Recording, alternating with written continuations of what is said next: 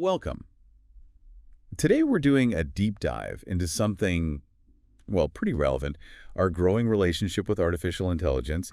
Specifically, we're asking, based on an article called The AI Surrender, are we maybe becoming too reliant, maybe even a bit lazy about saving ourselves? It's a provocative title, isn't it? The piece really frames this as a kind of A trade-off. trade-off. How so? Well, you get all this convenience, this ease from AI, but the question is, what are we potentially giving up? Skills, autonomy, maybe even connection. Okay, so our mission here is to pull out the key ideas, look at how AI is subtly reshaping things, and just, get you thinking. No politics, just exploring the ideas presented. Exactly. Let's start with something relatable, like the comfort algorithms provide. Right, like Netflix or Spotify, they tell you what you might like. Super handy. Super handy, yeah. But the article points out it can also sort of narrow your world, right? You might not stumble across something really different. Like an entertainment bubble. Precisely. And it's not just entertainment. Think about shopping Amazon's suggestions. Yeah.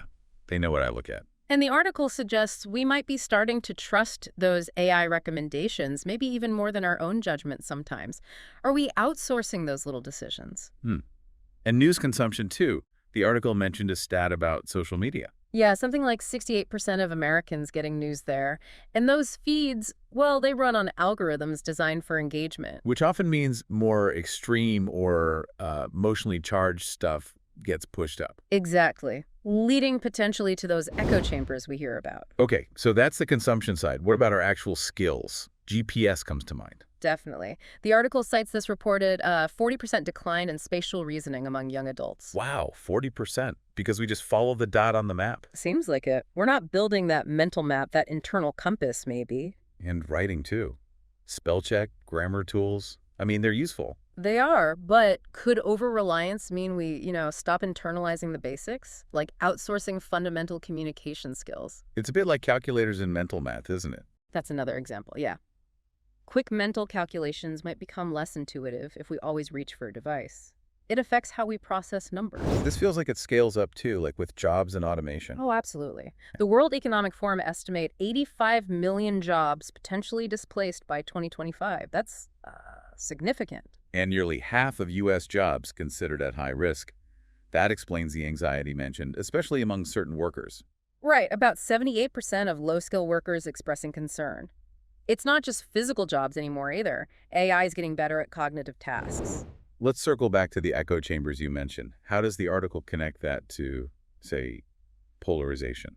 Well, if you're only seeing stuff that confirms what you already think, and maybe even amplifies the more extreme versions of it. It makes it harder to understand other viewpoints, creates filter bubbles. Exactly, and that erodes trust. The article notes that a majority of Americans, something like 64%, see fake news as a major problem. That shows a real decline in media trust. And beyond information, there's this other angle, surveillance. Yeah, the article touches on that, things like potential social credit systems, predictive policing, facial recognition. Not just government, but corporate surveillance too, right? Yeah. Workplace monitoring. And even in our homes, smart devices listening in, it raises big questions about privacy. And the potential for manipulation seems linked to all this. For sure. Things like bot networks amplifying divisive stuff or deep fakes creating false but, believable narratives. Like the Cambridge Analytica situation. Yeah. But maybe more sophisticated. Targeting specific groups. That's the concern, yes. Using data to subtly influence opinions in ways that are hard to detect. It paints a slightly bleak picture sometimes. What about human connection in all this? Well, paradoxically, the article highlights this feeling of loneliness. A statistic mentioned was 61% of adults feeling lonely, despite being constantly connected online. So more screen time doesn't equal more real connection. It seems not.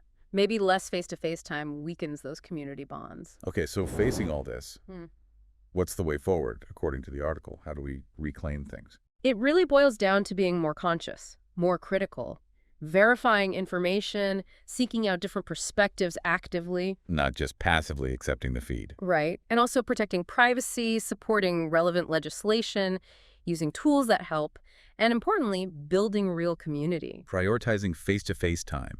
Maybe even tech-free zones. Those are the kinds of suggestions, yeah. It's about intentionality. So, wrapping up this deep dive, the convenience of AI is undeniable.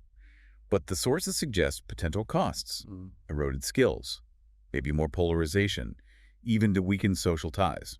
It's not really about bitching technology, is it? More about engaging with it thoughtfully, remembering to exercise our own minds, connect genuinely, and question the information we're fed. So here's a final thought for you to consider.